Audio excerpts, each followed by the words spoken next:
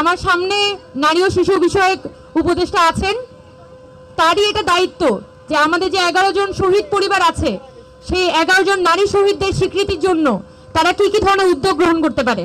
কারণ আমরা এখনো পর্যন্ত দেখিনি যে তাদের পক্ষ থেকে খুব যুগান্তকারী কোনো উদ্যোগ তারা গ্রহণ করেছে। আর দ্বিতীয়ত, সারা বাংলাদেশে যে নারীরা রাস্তায় নেমে এসেছিল, আমাদের যে গৃহিণীরা, আমাদের আম্মারা, তারা যে রাস্তায় নেমে এসেছিল, তাদের কোনো অবদান কিন্তু এই মুহূর্তে আমরা স্বীকৃতি হতে দেখি না। যে নারীরা এসেছিল তারা আবার আগের মতো ঘরে ফিরে গেছে। তো আমি বিশেষ করে নারী ও শিশু বিষয়ক মন্ত্রণালয়কে অনুরোধ জানাবো যে আপনাদের হাতে যেহেতু সুযোগ আছে, আপনারা এই নারীদেরকে খুঁজে বের করুন। আমরাও আছি, আমরাও সাহায্য করব, কিন্তু সারা বাংলাদেশের মেয়েদেরকে পুনরায় রাজপথে আনতে এবং মেয়েদেরকে একজোট করতে আসলে বর্তমান যে সরকার, অন্তর্বর্তীকালীন সরকার, তাদের বিশেষ ধরনের সহযোগিতা আমাদের প্রয়োজন।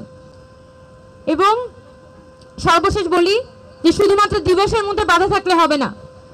আমাদের 5 আগস্ট পরবর্তী সময়ে এখনো পর্যন্ত আমাদের ঢাকা বিশ্ববিদ্যালয় বলি, জাহাঙ্গীরনগর বলি, আমাদের রাজশাহী বিশ্ববিদ্যালয় বলি, আমাদের হলের গেটগুলোতে 10টার পরে যদি একটা মেয়ে ঢুকে তাকে প্রচণ্ড রকমের কটু কথা শুনতে হয়, যেন কোনো একটা অপরাধ করে ফেলেছে। এবং আজকে একটা দিনের জন্য শুধুমাত্র তাদেরকে বলা হচ্ছে যে তারা 12টা পর্যন্ত বাইরে, সারা রাত তারা বাইরে থাকতে পারবে। তো সারা বছর ইউনিভার্সিটি সেফ থাকে না, আর এই একদিনের জন্য শুধুমাত্র ইউনিভার্সিটি চারপাশ থেকে বন্ধ করে সেফ ঘোষণা করা হয়। এটা তো কোনো স্বাধীনতা না। একই সাথে আমাদের সোশ্যাল মিডিয়াতে আমাদের বিশ্ববিদ্যালয় কর্তৃপক্ষগুলোর দিকে বলবো, আমাদের বাংলাদেশ সরকারের কাছে বলবো, এই যে সোশ্যাল মিডিয়াতে, ফেসবুকে, টুইটারে নানানভাবে যে মেয়েদেরকে হ্যারাসমেন্ট করা হয়, নানান ধরনের আজে বাজে কথা শোনানো হয়, 5 আগস্টের পরে আমি বিশ্বাস রাখি যে এখানে একটা মেয়েও নাই যার সাথে কোনো ধরনের সোশ্যাল মিডিয়ায় বুলিং হয় নাই। আপনারা কি বলতে পারবেন আপনাদের সাথে সোশ্যাল মিডিয়ায় বুলিং হয় নাই? হয়েছে।